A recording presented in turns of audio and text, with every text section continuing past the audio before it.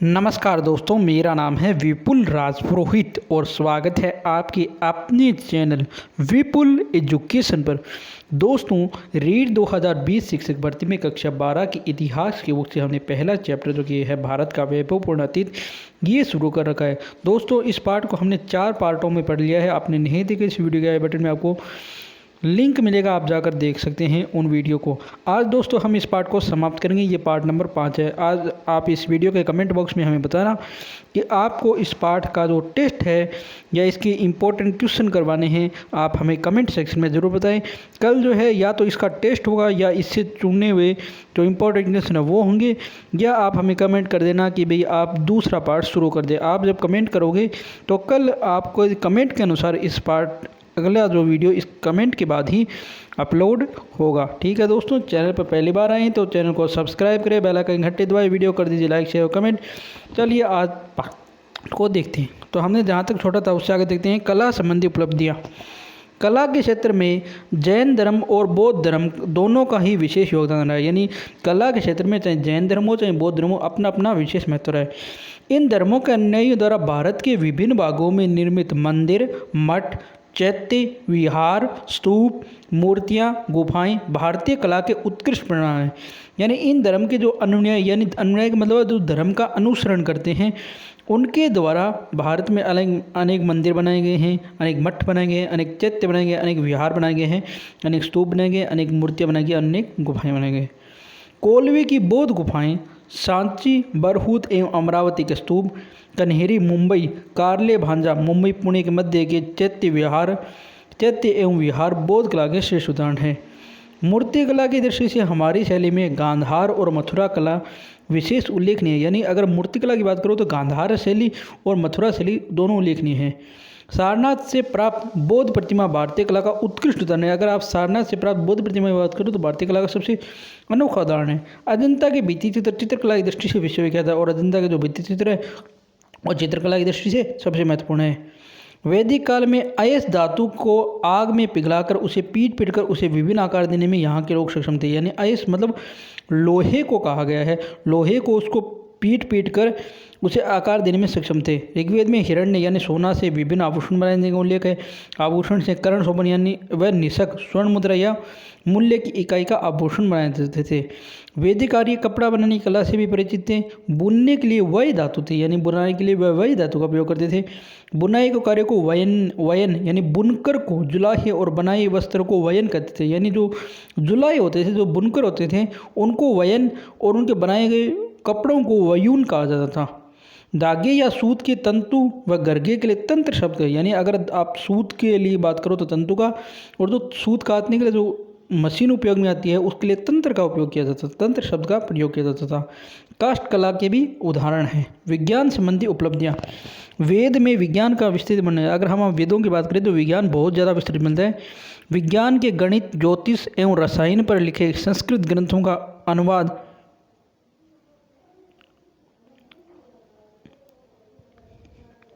परवर्ती काल में अरबी, लैटिन व अंग्रेजी भाषा में हुआ है। यानी इनका जो अनुवाद है वो अरबी में भी है, लैटिन में भी, अंग्रेजी में है।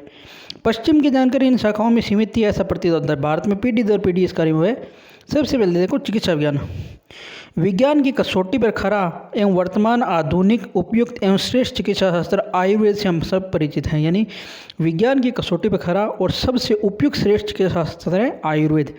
इसमें केवल मनुष्य नहीं अपितु सृष्टि के समस्त प्राणियों के जीवन व उपकार का वर्णन है। अगर आप आयुर्वेद की बात करो, इसमें मनुष्य नहीं सारे संसार के जितने भी प्राणी हैं उन सब के जीवन व उनके उपचार का वर्णन है।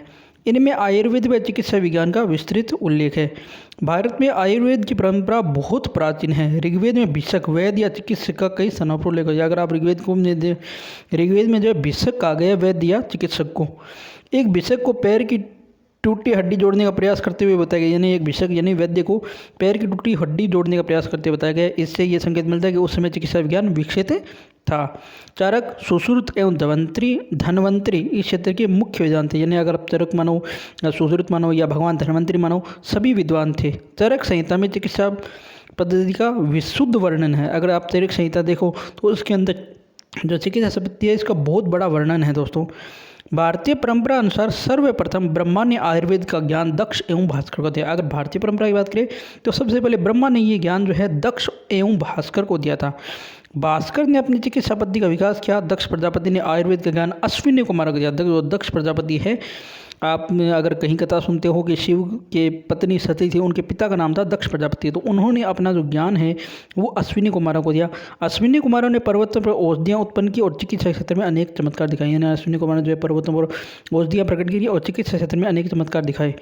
चरक संहिता में अच्छे वैद के 6 गुण बताए गए। यानी चरक संहिता में वैद के 6 गुण हैं। विद्या यानी शिक्षा, वितर्को यानी आलोचनात्मक दृष्टि, विज्ञान, स्मृति, तत्परता व क्रिया, ये 6 गुण बताए गए। आयुर्वेद और ऋग्वेद के उपवेद के रूप में अगर क्वेश्चन आ जाए कि आयुर्वेद किस वेद का उपवेद है, तो ऋग्वेद का। आयुर्वेद अथर्ववेद के 8 अथर्ववेद के अध्याय 8 श्लोक 10 में उल्लेख है कि जहर का उपचार जहर से होता है। यानी अथर्ववेद में कहा गया जहर का उपचार जहर से होता है। शरीर के अच्छे व बुरे जीवाणु बैक्टीरिया का उल्लेख है। वेद के 3 मुख्य विषय भी बताए गए हैं। वेदों के 3 मुख्य विषय ईश्वर, आत्मा व प्रकृति। प्रकृति में संपूर्ण चिकित्सा विज्ञान का विवरण है। आयुर्वेद के त्रिधातु सिद्धांत है, त्रिदोष सिद्धांत है, पंच भौतिक देह और उसका पुरुष प्रकृति संबंध है। सांख्य दर्शन का सप्त धातु सिद्धांत आज भी चिकित्सा विज्ञान में अचूक व उपयोगी है। यानी आयुर्वेद की 3 धातु सिद्धांत है, 3 दोष सिद्धांत है, 5 भौतिक देह और पुरुष प्रकृति संबंध है। वहीं सांख्य दर्शन का सप्त धातु सिद्धांत है। आचार्य सुश्रुत ने चिकित्सा में शल्य यानी सर्जरी, काय चिकित्सा यानी कार्डियोलॉजी, भूत विद्या, कौमरभरता यानी पैराडाइसी, अंगद यानी टेक्सोलॉजी, शालक्य, रसायन व वार्जीकरण यानी वेरिफिकेशन आदि अष्टांगों का विवरण दिया। यानी वो पद्धतियाँ जो आधुनिक चिकित्सा में वो उस समय आचार्य सुश्रुत ने दी थी। चरक संहिता में देह औषधियों का भी वर्णन है। चरक व सुश्रुत ग्रंथों का अनेक भाषाओं में अनुवाद किया गया। बांग भट्ट ने अष्टांग हृदय संहिता में आयुर्वेद का ज्ञान व्यवस्थित कर संग्रहित किया। उन्होंने ज्वर, अम्बपीत, कास, राज्य क्षमा, पांडु रोग, उदर, उन्माद, अपस्मार, मूत्रधातु, नेत्र रोग, कुष्ठ रोग आदि के लक्षण व उपचार का ज्ञान था। इनके अलावा माधवकार, वरंद, धन्वंतरी, चक्रपाणिदत्त आदि प्राचीन भारतीय आयुर्वेदाचार्यों का इस ज्ञान में निरंतर वृद्धि की है। गणित ज्ञान की दृष्टि से हम कह सकते हैं कि सिंधु सरस्वती सभ्यता में गणित संख्या के प्रतीक थे। संख्या जो है शास्त्र, सांख्य शास्त्र, गणित में भारत की जानकारी काफ़ी से पहले थी। शून्य व उसका उपयोग भारतीयों द्वारा बहुत पहले से जाना जाता था। वेल ड्यूरेंट ने अपनी पुस्तक सभ्यता का इतिहास में लिखा कि वह भारत जिसने हमें हम सभी संख्याओं को केवल 10 तक व्यक्त करने की अभिनव विधि बताई, जिसमें प्रत्येक अंक का निरपेक्ष मूल्य और स्थानीय मूल्य भी था। यानी भारत ने सबसे पहले अंकों के बारे में विश्व को बताया। यजुर्वेद में 10 की घात 12 तक की संख्याओं का नाम है। विक्रम संवत के बाद 10 घात 53 संख्या लिखकर भारतीयों को ज्ञान था। जबकि 4वीं शताब्दी तक रोम व यूनान में अधिकतम 10 की घात 4 लिख सकते थे। यानी आप ये कल्पना करो कि 4वीं शताब्दी में रोम और यूनान 10 की घात 4 लिखते थे, वहाँ भारत 10 की घात 53 लिखता था। दशमलव के प्रयोग द्वारा गणित की क्रांतिकारी विकास का आधार भारतवर्ष था। 7वीं शताब्दी के बाद लैटिन व अरबी अनुवाद से ये ज्ञान भारत से विश्व में पहुंचा। यानी दशमलव का सबसे पहला ज्ञान भारत में था, उसके बाद 7वीं शताब्दी में लैटिन और अरबी ग्रंथों के द्वारा ये ज्ञान भारत से विश्व पहुंचा। वर्गमूल निकालने की पद्धति, त्रिभुज, चतुर्भुज, वर्त की परिधि, क्षेत्र, पाई का 4 दशमलव तक मान, 3.1416 का ज्ञान 5वीं शताब्दी तक आर्यभट्ट को था। लेकिन किसी भी घात के विस्तार का सूत्र ब्रह्मगुप्त ने खोज निकाला था। यानी इस सूत्र जो है ब्रह्मगुप्त ने खोजा था। भास्कराचार्य के ग्रंथ लीलावती, सिद्धांत शिरोमणि, अंक गणित, बीज गणित व रेखा गणित की दृष्टि से महत्वपूर्ण है। शून्य उपलब्धि में आधुनिक प्रगतकालीन गणित का उनको ज्ञान था। बोधायन के सलव सूत्र के क्षेत्रफल के सूत्र की जानकारी मिलती है। समकोण त्रिभुज का योग 2 भुजाओं के योग के समान होता है। रेखा गणित के इस सिद्धांत चित्ती प्रमेय का प्रतिपादन बोधायन ने किया था। पाइथागोरस ने इसे भारत से प्राप्त किया। वर्ग सूत्र भी बोधायन व आपतंब का है। कात्यायन ने वर्त के ग्राफ को नापने की विधि बताई। खगोल व ज्योतिष विज्ञान, अपनी निरीक्षण शक्ति के बल पर प्राचीन भारतीय अन्वेषकों ने अंतरिक्ष, तारे, ब्रह्मांड आदि के विषय में ज्ञान प्राप्त किया। संबंधित ग्रंथों की रचना की। भारतीय पंचांग प्रणाली से प्रकट होता है कि पृथ्वी का आकार, भ्रमण, सूर्य ग्रहण, चंद्र ग्रहण, ग्रह उपग्रह, तारों की गति, 27 नक्षत्र, इनकी जानकारी गणना वर्तमान प्राप्त विज्ञान युग में भी बहुत सटीक है। जब विश्व को पृथ्वी के आकार के बारे में जानकारी नहीं थी, तब आर्यभट्ट ने पृथ्वी के भ्रमण का सिद्धांत प्रतिपादित किया था। तारों व ग्रहों की गति का सूक्ष्म ज्ञान का वर्णन शतपथ ब्राह्मण ग्रंथ में मिलता है। प्राचीन ज्योतिष विधियों ने प्रतिपादित चनक जो चंद्र का पृथ्वी के चारों घूमना है, पृथ्वी का अपने अक्ष पर घूमना है, 12 राशियों 12 राशियों 27 नक्षत्रों और 30 चंद्र का चंद्रमास और 12 मास का वर्ष चंद्र व सौर वर्ष में समन्वय हेतु तीसरे पुरुषोत्तम मास अधिक मास द्वारा समायोजन से आदि बताए हैं। भौतिक व रसायन वैज्ञानिक कणद ऋषि जो है वैश्विक दर्शन के रचयिता है, वह अणु सिद्धांत के प्रतिपादक है। कौन? कणाद ऋषि। इनसे हम प्राचीन भारत में भौतिक विज्ञान की जानकारी मिलती है। कणाद ने पदार्थ, उसके संगठक तत्वों गुण का सिद्धांत प्रस्तावित किया। अणुओं के संयोजन की विशुद्ध धारणा भी कणद ने दी। पदार्थ, कार्यशक्ति, गति व वेग आदि विषयक भौतिक सिद्धांत तो प्राचीन ऋषियों ने दिए। यूरोप में 14वीं शताब्दी में भौतिकी के जो सिद्धांत दिए गए वे 5वीं शताब्दी के पृष्ठपाद के पदार्थ धर्म संग्रह व व्योम शिवाचार्य के व्योमवती ग्रंथ में उपलब्ध है। प्राचीन काल में भारतीयों को रासायनिक मिश्रणों का भी ज्ञान था। इसका उदाहरण मेहरौली यानी दिल्ली का रोज स्तंभ है, जिस पर आज तक जंग नहीं लगा। समाज से दूर व वन में रहकर केवल ज्ञान की उपासना। अब देखो वैदिक वांग में एक बार आपको दिखा देता हूँ, उसके बाद आगे देखते हैं। वैदिक वांग में दिखाए गए यहाँ पर सबसे पहले इसके अलग अलग पार्ट हैं। आप सबसे पहले देखोगे तो इसके अंदर दिए हुए हैं, इसके अंदर सबसे पहले आप देखोगे तो उपवेद दिए हुए हैं। तो ऋग्वेद का उपवेद क्या है? आयुर्वेद। और अगर आप यजुर्वेद की बात करोगे तो धनुर्वेद, सामवेद का गांधर्व वेद और अथर्ववेद का शिल्पवेद। फिर ब्राह्मण ग्रंथ है, ऋग्वेद का ऐतरेय है। अगर कृष्ण यजुर्वेद, 2 यजुर्वेद के भाग हैं, तो कृष्ण यजुर्वेद का कौस्तकी और तैत्तरीय। शुक्ल का शतपथ है, इसका आपके सामवेद का पंचविश है और अथर्ववेद का गोपथ है। आरण्यक की बात करो, ऋग्वेद का ऐतरेय है, कृष्ण का है सांख्यान और तैत्तरीय, इसका है वृदारण्यक, इसका जैमिनी और इसका अथर्ववेद का आरण्यक ग्रंथ नहीं है। उपनिषद में बात करो तो ऋग्वेद का ऐतरेय, कृष्ण का है कौस्तुकी, तैत्तरीय, कंठ और श्वेतासार, इसके हैं ईशावास्य और बृहदारण्यक। इसका है छांदोग्य और केन, इसके है प्रसन, मंडुक और मांडुक्य। स्रोत शास्त्र की बात करो तो इसके है आशवलायन, इसके हैं कौस्तुकी, आपस्तम, हरण्यकेशी, बोधायन, इसका है कात्यायन, इसका है खाद्य लाटायन और इसका है वेतायन। इसके बाद ग्रह सूत्र दिए गए हैं, तो इसका ग्रह सूत्र है आशवलायन, इसका है कौस्तुकी, इसके अलावा मैत्राणी, आपस्तम, कात्यायन, बोधायन, कंठ, पारस्कर, वैश्वन्यास, इसका है कात्यायन, इसके खादिर, लाटायान और दृग्यागण, खादिर, घोबिल, गौतम और इसका है कौशिक।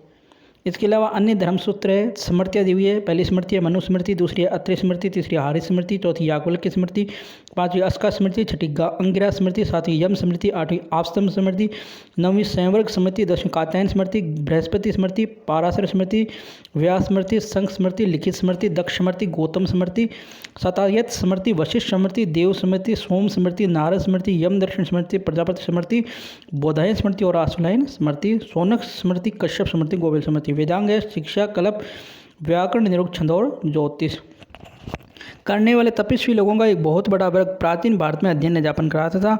उनके आश्रम मानव मार्ग का दर्शन करने वाली प्रयोगशालाएं थे।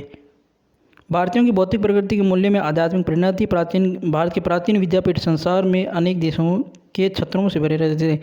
सभी देश भारत को गुरु मानते थे, इसलिए मनु ने बड़ी आत्मविश्वास से घोषणा की कि इस देश में जन्मे ज्येष्ठ जनों के पास अपने चरित्र निर्माण की शिक्षा हेतु संसार के मानव आए। सारांश रूप में हम कह सकते हैं कि भारत का अतीत वैभवशाली रहे। पृथ्वी पर रोम, यूनान, मिस्र, सुमेरिया आदि संस्कृति उदित हुई और अस्त हो गई, लेकिन भारतीय संस्कृति चलती रहती है। भारतीय संस्कृति ने केवल भारत ही नहीं अपितु विश्व के अनेक मानव समाजों का प्रभावित किया।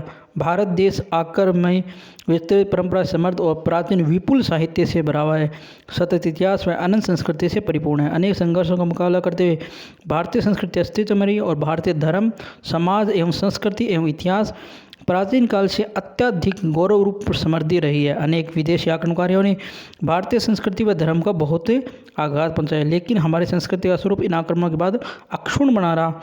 भारत भूमि वीर भूमि रही, जहां वीर पुरुषों ने प्राणों की अपेक्षा स्वतंत्रता व सम्मान को महत्व दिया। यहाँ के महापुरुष, जननायक, समाज सुधारकों ने भारतीयों को नया रास्ता दिखाया। वैदिक साहित्य से हमें जानकारी मिलती है। लोगों में भारत माता, भारतवर्ष या भारत खंड के प्रति समान भक्ति भावना थी। ये हमारी राष्ट्रीयता का प्रतीक है।